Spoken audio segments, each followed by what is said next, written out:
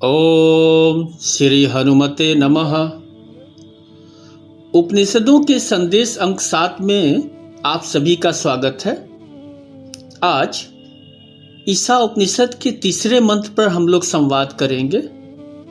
उसके सूत्रों को जीवन में उतारने की कोशिश करेंगे, पर उसके पूर्व 1-2 मिनट शास्त्रों की उपयोगिता पर हम लोग चर्चा कर लें। देखिए, शास्त्र क्या है? यह देवताओं के उत्थान के लिए तो नहीं है, और वैसे भी देवों का हमारे शास्त्र से क्या प्रयोजन हो सकता है? शास्त्र पूजा की सामग्री भी नहीं है। अवश्य पोथी पूजा का विधान है, पूजा करनी भी चाहिए। जो करते हैं निश्चय ही एक अच्छा कदम है, पर ध्यान रखें यह पहला कदम है। अगर यहीं रुक गए तो बहुत से लाभों से आप वंचित रह जाएंगे।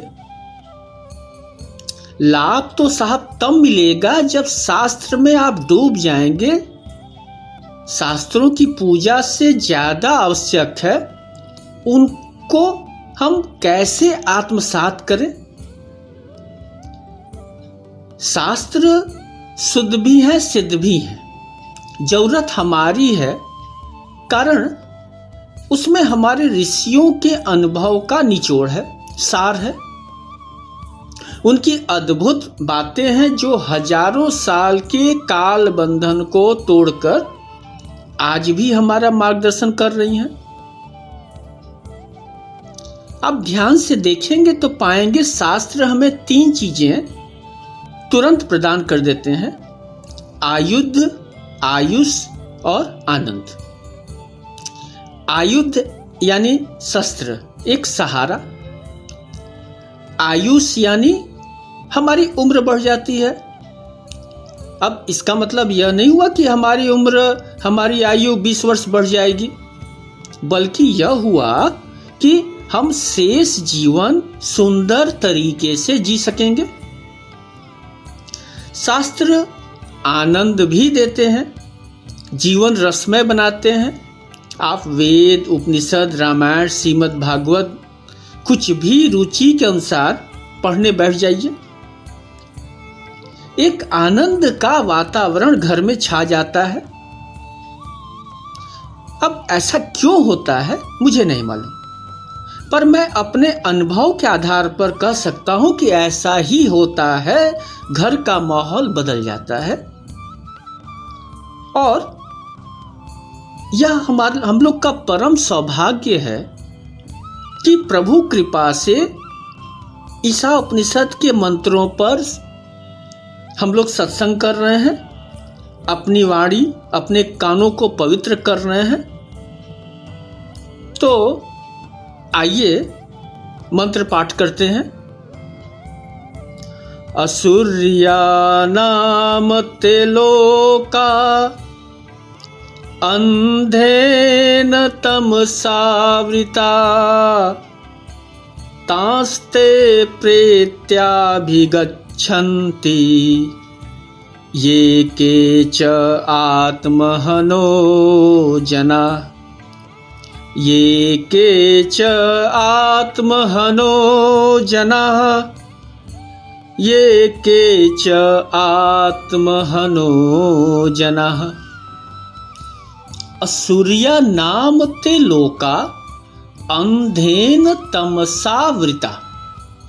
असुरों के प्रसिद्ध लोक यानी नरक लोक अंधेन तमसावृता, अंधकार रूपी तमस से ढके हैं। वे तमस वृत्ति से आच्छादित हैं। तम कहते हैं विकारों को, क्लेश को, यानी जिससे कष्ट मिले, दुख मिले। फिर ये के च आत्महनो जना, यानी जो आत्महंता है, अपनी आत्मा की हत्या करने वाले जो हैं, वे मनुष्य तास्ते प्रेताभिगच्छन्ति यानी बार बार इस भयंकर लोक यानी असुर लोक को प्राप्त करते हैं। असुर लोक, नरक लोक के कष्टों की अपार गाथाएं हैं। वहां कष्ट ही कष्ट है और कष्ट विकारों से क्लेश बना, तो वहां वे ही मनुष्य पहुंचते हैं, बार बार पहुंचते हैं जो अपनी आत्मा को मार चुके हैं। अब ध्यान से देखिए तो इस मंत्र में दो बातें बताई गई। एक, नरक की परिभाषा कि नरक कैसा है। नरक अंधकारमय है, कष्टों से क्लेशों से भरा है। और दूसरी बात यह बताई गई कि इस काल कोठरी, इस महाकोठरी में प्रवेश की पात्रता क्या है, कौन कौन से लोग जा सकते हैं। और उत्तर दिया गया कि जो आत्महंता है, जिनकी आत्मा मर चुकी है, जिसमें कोई विवेक नहीं है, वे ही इस कोठरी में जा सकते हैं, जाते हैं, बार बार जाते हैं। इस मंत्र की एक व्याख्या हम लोग परंपरागत स्वर्ग नरक की अवधारणा पर कर सकते हैं। पर साहब देखिए, इतनी योग्यता हमें कहां कि हम 14 भुवन और 9 नरक लोकों को समझ सकें। तो इसे बड़े साधकों के लिए छोड़ देते हैं। हमारी स्थिति तो साहिर लुधियानवी के उस गीत में झलकती है, आप सभी लोग जरूर सुने होंगे कि आगे भी जाने न तू, पीछे भी जाने न तू, जो भी है बस यही एक पल है। ये पल उजाला है, बाकी अंधेरा है, ये पल गवाना न, ये पल ही तेरा है। तो वर्तमान का जो छोटा सा हिस्सा हमारे हाथ आया है, उसी का उपयोग कर लें। जिस संसार में हम रह रहे हैं उसे ही समझ लें, सुधार लें। हम 14 भुवन 9 नरक जानकर क्या करेंगे? अपने इस जीवन में हम नरक से मुक्त हो जाएं, बस ये भी हमारे लिए काफी होगा। और उपनिषद हमें यह छूट दे भी रहा है, क्योंकि नरक की परिभाषा तो उसने स्पष्ट कर दी कि जहां कष्ट है, तम है, क्लेश है, वही नरक है। और अगर यहां ये चीजें हैं तो यही नरक है। और जो अपनी आत्मा को मार चुके हैं वे इस नरक में गिरे पड़े मिलेंगे। तो हम लोग अपने आसपास ही निरीक्षण कर लें, स्वयं अपना भी आत्मपरीक्षण कर लें। असुर्या नाम ते लोका अंधेन तमसावृता तास्ते प्रेताभिगच्छन्ति ये केच आत्महनो जना। इस मंत्र को समझने की जो कुंजी है वह 2 अर्ध पदों अंधेन तमसावृता और आत्महनो जना में छिपी हुई है। अगर हम आत्मा का नाश कैसे होता है जान लें, तम यानी क्लेश जान लें, तो ऋषि आदेश को समझ लेंगे। तो पहले हम लोग आत्मा का नाश कैसे होता है यह समझ लें। श्रीमद् भागवत गीता में के एक श्लोक में इसकी चर्चा है। त्रिविधम नरकेस्येदम द्वारः, त्रिविधम नरकस्येदम द्वारः, नाशनम आत्मनः, कामः क्रोधस्था लोभस्तस्मा देतत्रयम् त्यज्यते। यानी कि आत्मा का नाश 3 चीजों से होता है, काम, क्रोध और लोभ। कामः क्रोधस्था लोभस्थ, इनको नरकेश यानी कि नरकेश द्वारम, नरक का द्वार कहा गया। और मैं तो कहूंगा ये नरक के द्वार नहीं बल्कि बुलंद दरवाजे हैं। लेकिन ध्यान दें, इसमें मूल जो है वो काम है। काम का मतलब विषय भोग की इच्छा। और अगर सब कुछ मिलता गया, विषय भोग इच्छा अनुसार प्राप्त होते गए, तो लोभ आ जाता है कि और मिल जाए और मिल जाए। और अगर किसी ने कोई बाधा डाली काम में तो फिर क्रोध। अतः गीता कहती है कि ये तीनों ही त्याग देने योग्य हैं, क्योंकि सभी अनर्थ के मूल हैं। आपने ध्यान दिया होगा, ये हम सब संसारी लोग करते हैं कि इन तीनों माने काम, क्रोध और लोभ के पक्ष में बहुत सा को तर्क देते हैं कि काम भाव न रहे तो सृष्टि चक्र का क्या होगा, सृष्टि रुक जाएगी। फिर क्रोध कैसे न करें, बच्चे बिगड़ रहे हैं तो क्या बिगड़ने दें, अपना भारी नुकसान चुपचाप कैसे सह लें, व्यापार में कोई घाटा पहुंचा दे तो क्रोध कैसे न करें। और लोभ, यही तो संबंध सूचक है। मेरा घर, मेरा परिवार, मेरा समाज मेरे सुख का विषय है, मेरे गर्व का विषय है, और उसको भी छोड़ दें तो ना भाई, अगर नरक में जाना पड़े तो चले जाएंगे, पर लोभ संवरण कैसे छोड़ दें। कुछ इसी तरह का कुतर्क हम लोग उपस्थित करते हैं। बस आप पहली बात आप ये समझें कि ऋषि छोड़ने की बात कहाँ कर रहे हैं, वे तो संयम की बात कर रहे हैं। घर परिवार समाज आप मजबूती से पकड़िए, इसकी व्यवस्था वे कर रहे हैं। वे चाहते हैं कि आपके विकार दूर हो। अगर थोड़ी देर के लिए आपकी बात मान ली भी जाए तो सोचिए कि संसार में तो पहले से ही आपकी आशा से कहीं ज्यादा काम, क्रोध, लोभ मौजूद है। तो आचार्य विनोबा जी की भाषा में कहूं तो आपकी जो गर्दन फंसी है पहले उससे निकाल लीजिए, संसार की चिंता आप बाद में करिएगा। सम्यक काम, सम्यक क्रोध, सम्यक लोभ की मनाही नहीं है, पर उसमें विवेक रूपी तुलसी पत्र डाल देंगे तो वे पवित्र हो जाएंगे। हमारे यहाँ चतुष्फलों का राजमार्ग देखिए पहले से ही ऋषियों ने बना रखा है।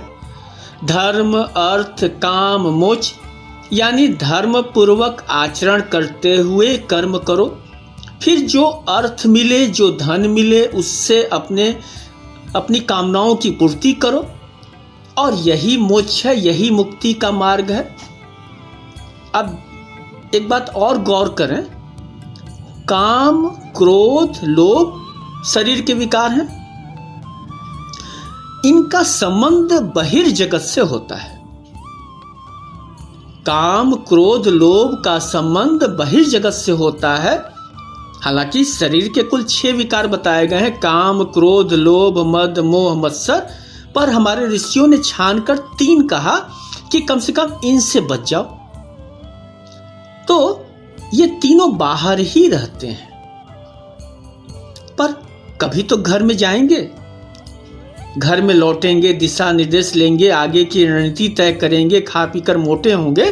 तो साहब इनका जो वास्तविक घर होता है वो तमस होता है, तमस रूपी होता है। वे मनोविकार से जोड़ते हैं, यानी शरीर के विकार हैं लेकिन ये मन के विकारों से जुड़ते हैं, और मन के विकार को क्लेश कहते हैं।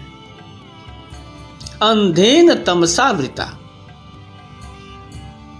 तो आत्मा की हत्या करने वालों का अपना जो ठिकाना है, अपना जो गांव है, वो नरक ही होता है। अब बात थोड़ी तमस वृत्ति की कर लें, क्लेश की कर लें। महर्षि पतंजलि ने योग सूत्र में 5 क्लेश बताया। अविद्या, अस्मिता, राग, द्वेष और अभिनिवेश। ये 5 मनोविकार हैं जो सदैव कष्ट देते हैं। अविद्या यानी कि पवित्र में अपवित्र भाव और अपवित्र में पवित्र भाव देखना। इस वृत्ति को दूर करने का उपाय है सत्संग। हमारी मूढ़ता किसी संत चरण, गुरु चरण में बैठकर दूर हो सकती है या फिर किसी सद्ग्रंथ का आश्रय लेकर। दूसरा क्लेश है अस्मिता, यानी कि पद प्रतिष्ठा की बड़ाई। हम ये हैं, हम वो हैं, मान सम्मान की भूख। यह एक ऐसा बंधन है कि इस पर आसक्ति लगी होती है और इससे मुक्त होने का उपाय है अनासक्ति। फिर राग, द्वेष भी भारी क्लेश है। राग यानी जहां से सुख मिलता है मन वहीं रमना चाहता है बार बार। इसके विपरीत जहां से दुख मिलता है वहां से द्वेष हो जाता है। तो इनका समाधान वैराग्य है। उदासीन नित रहिय गोसाई, कल परिहरिय स्वान किनाई। मैं खल हृदय कपट कोटि लाई, मैं खल हृदय कपट कोटि लाई। गुरु हित कहई न मोहि सुहाई। दुष्टों से न कला अच्छा है न प्रेम है। अतः गोस्वामी तुलसीदास महाराज करते हैं संतों को उदासीन ही रहना चाहिए, समाज को उदासीन ही रहना चाहिए, जागृत पुरुष को उदासीन ही रहना चाहिए। राग द्वेष से उदासीन होकर ही हम उससे मुक्त हो सकते हैं।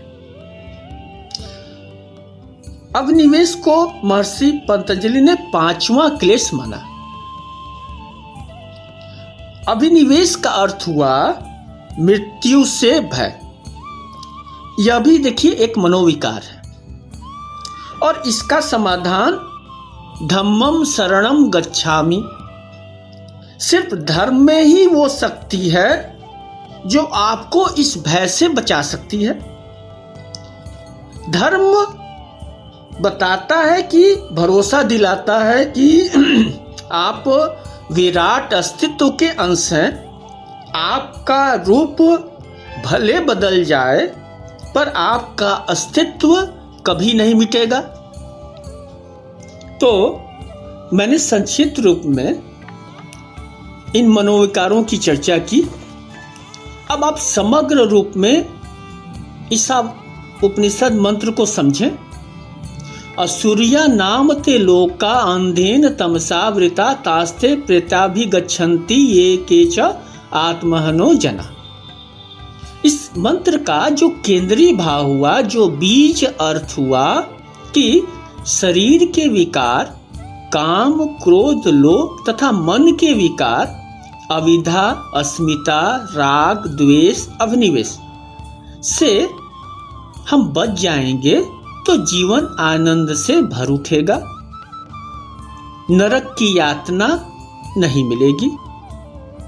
तो आज बस इतना ही। समय की देखिए अपनी सीमा है।